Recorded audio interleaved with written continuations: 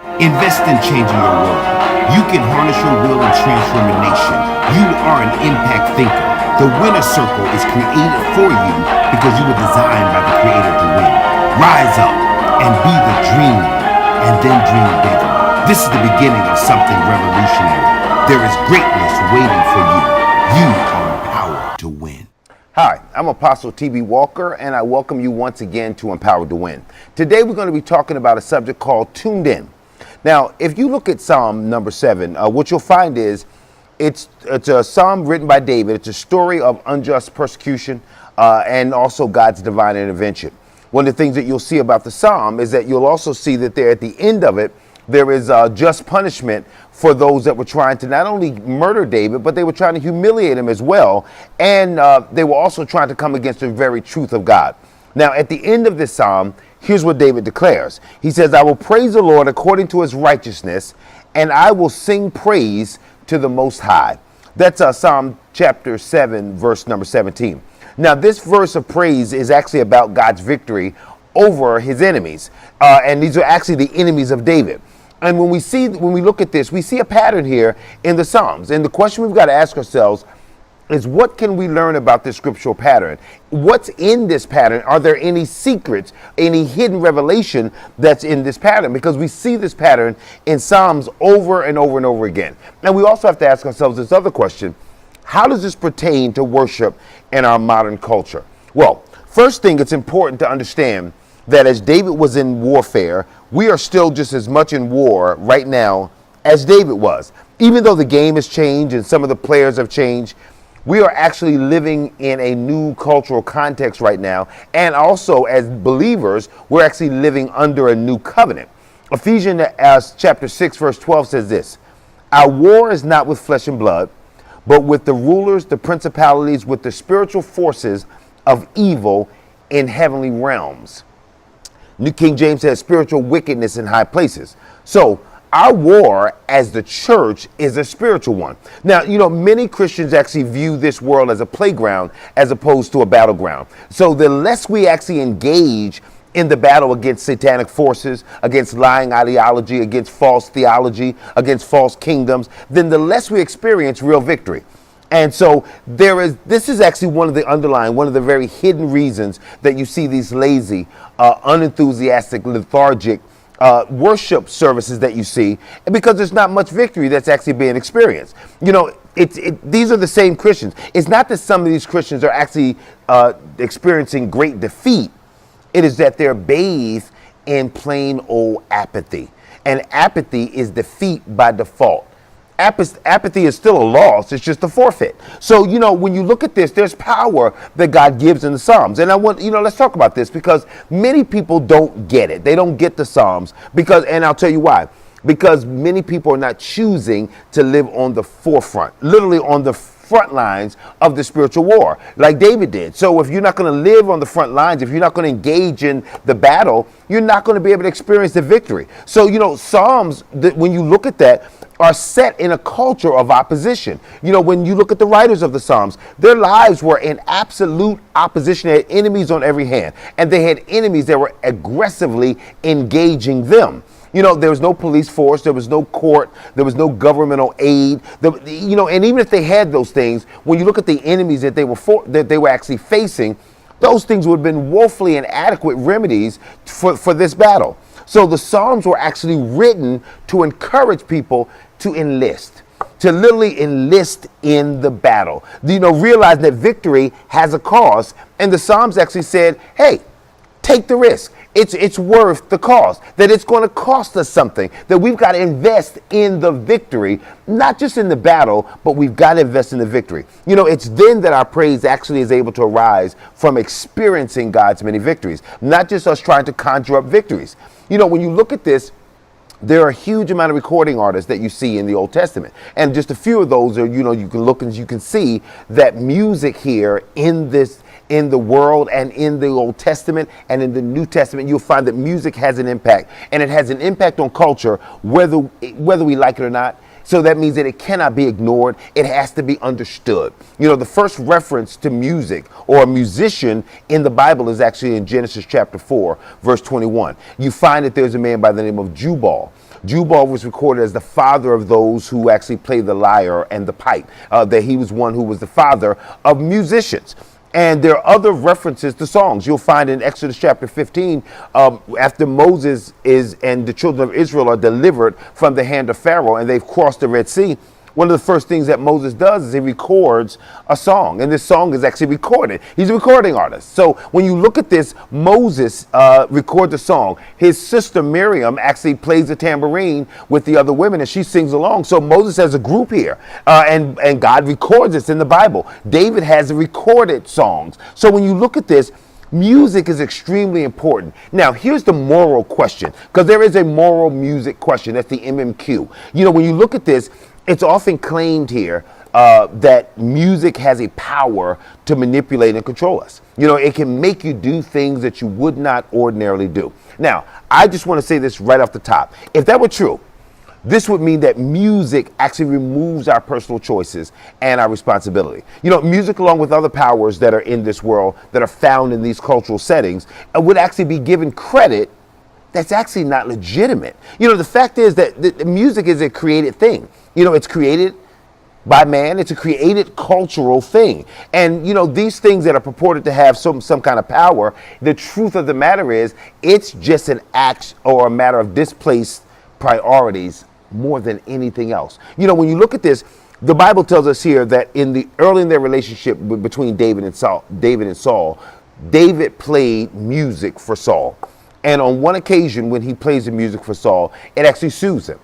On another occasion, it actually enrages him. It infuriates him. He throws a javelin at David trying to kill him. So at one point, he likes the music. On the next point, he hates the music. So is there power that's being displayed in the music? Well, there's no power here in the music that was being displayed. What's being displayed is Saul's decision. He was not passive in this, just as we are not passive in this. He was not being manipulated by music, either good or bad. Either way, on either occasion, the music did not have the power. He chose either to be soothed or to be infuriated. You know, a lot of us like to place blame on our actions. You know, it's this music. So when we look at this abhorrent action that we're seeing in the streets, sexual misconduct, rebellion, violence on every level, you know, there's some purported intrinsic evil that's in this music that's orchestrating our actions. You know, when you look at this, some actually extend this ideology or this idea to believing that the music in our culture is actually the special tool of Satan, that Satan is actually using this music to manipulate the minds of people. So obviously then this wicked behavior that we see Satan is the culprit. He is the one who's doing this. That's actually what we believe. But listen, here's the truth.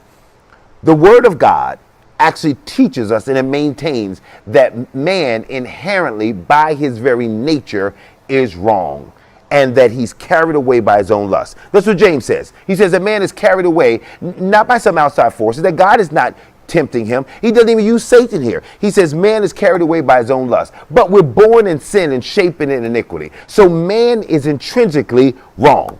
And here's the answer. Until he is right, then his natural nature is to place the blame for his condition on something outside of himself. The problem is not coming from the speaker, it's coming from us. Jesus said, listen, it's not what goes into a man that defiles a man, it's what comes out of that man that actually defiles that man. We have to be careful here, you know, of course, not to imply that music can't be used for evil purposes. It certainly can, but we must also realize that the devil influences people who use music. He's an influencer. He does not empower the music itself. He doesn't have that power. So yes, are there evil influences? Yes. Can music be used as an influence? Yes. But do we blame the music? Absolutely not. The music has not been empowered. We have been empowered. So to understand this, we've got to begin with the understanding that the problems that we're actually facing here are not based upon music styles. You know, this isn't based upon rock and roll or hip hop or any of those things. That's not the question, because the answer or the problem doesn't actually reside in the music itself. It resides in the sinful people who choose to follow negative influences instead of the truth of God. You know, now if there were no positive influences, if there was no truth in the earth, that would be dramatically different. You wouldn't have any excuse. But when it's there, we don't have to focus then on blaming the influences when we should look at the conscious free will agent that is called man. So what's the root of the issue? Well, at the root of the issue, when you look at apathy, when you look at crime, when you look at our society, when you look at poverty, when you look at injustice, when you look at discrimination, when you look at all these things, you know, the root of a Christ dishonoring life is not about musical taste. It's not even about negative messages and influences that are bombarding our senses. It's not about that. The real issue here, the real problem is our indifference to the poor and to the suffering of the powerless. We're indifferent. The absence of Christ as the supreme treasure of our affections means we can't be affected by the things that are going on. And therefore, if we can't be affected by the things that are going on, then we can't affect any change in our environment.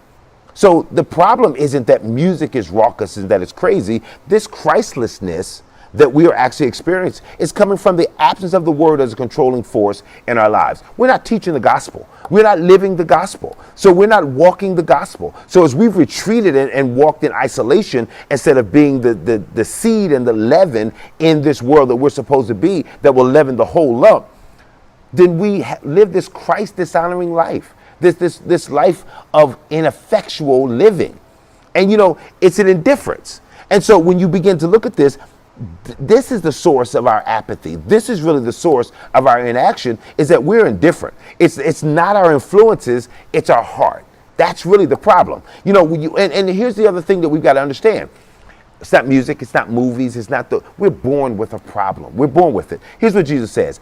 Out of the heart comes murder, adultery, sexual immorality, theft, false witness, and slander. You know what's described right there? Selfishness. That's really the description here of selfishness. You can't care about anyone else but yourself if these things are in your life. And this act of selfishness actually grows in a soil of selfishness. So if we are born with this selfishness and it literally is in our hearts, then our hearts are the soil that are only going to birth things after its own kind. So unless there's a heart change, then you're only going to have actions that mimic a selfish, self-centered, me-centered heart. So what about music though? Let's get back to music. What about music? Well, is there such a thing as worldly music? Is that true? We've heard that so much. Well, one thing, and I'll answer this very succinctly. Yes. Yeah, there is a such thing as worldly music. Listen, one of the marks of worldly music is this. It's exaltation of worldly views. That's what we have to really understand. It's not about cursing. It's not about beat. It's not about syncopation. It's not about any of those things. It's really about the viewpoint. As a man thinketh in his heart, so is he. It's about how you see things. The renewing of the mind is really about, hey, we're coming out of something that is going to skew your view of your value and who you are. So we're not talking about sin right now. I want to talk about blindness. So when you look at this, a worldly view of life is a life that leaves Christ out and approves of what he disapproves of. You know, it's called worldly because it treasures the world above the one who created the world. That's the reality of why it's actually called worldly. That's what worldly music really is about. It's not about a type of music. It's not about hip hop or R&B or jazz or gospel or contemporary. It is whether is Christ involved? Are his views involved? You know, are the things that we're listening to and the artists who are making this music, are they espousing the views of Christ? So if the music revels in self-centeredness that gives actually rise to some of the miseries that are in the world, then what does God say about that? What's the issue here? Well, look at Romans chapter 12. Here's what it says. Do not be conformed to this world, but be transformed by the renewing of your mind, that you may, by testing, discern what is the will of God, that is good and acceptable and perfect. Now, can the transformation of our minds, if that's as believers is what we're commanded to do, can that transformation be helped by actually soaking them in things that celebrate the world? Is that possible? I mean, the world that we're trying not to be conformed to, if we're soaked in the very things that we're actually told not to be conformed to, the question is, can that transformation actually happen? Are we hurting ourselves? So Am I making a judgment about gangster rap? Am I going to make a judgment about rock and roll? Am I here to make a judgment about punk rock? Absolutely not. I'm not here to do that. I'm not here to talk about murder music or drug music. That's not my issue. I just want to ask you a couple questions so you can begin to make some decisions for yourself. Is the music of the world that we're talking about, is it a helpful path in the renewing of your mind to love? That's one of the questions you got to ask yourself. And if that answer is no, you got to check your catalog. Does it help us to love the things that God wants us to love, or does it move us into a place of loving things that are disapproved by God? Does it exalt a Christless life, Christless thinking, Christless acting? Does it help us set our minds on Christ? We have a revolution brewing right in our midst. And you know what? You're going to be a part of it one way or the other, either for good or for bad. And so indifference to these decisions, indifference to these choices, people may look and say, hey, we've got bigger fish to fry. But I can tell you right now, it's the little foxes that eat up the vineyard. It's the little leaven that leavens the whole lump. So if we allow little leaven here, if we're not good here on what some people may say are small things, then we're going to compromise on large things as well. So, let me tell you something. Indifference here in our world is actually equivalent to the wickedness of the crime itself. Listen, a silent witness to injustice is an accomplice to that same injustice. So we've got to really understand, are the things that we're putting in, that we're being bathed in and soaked in, are they helping us?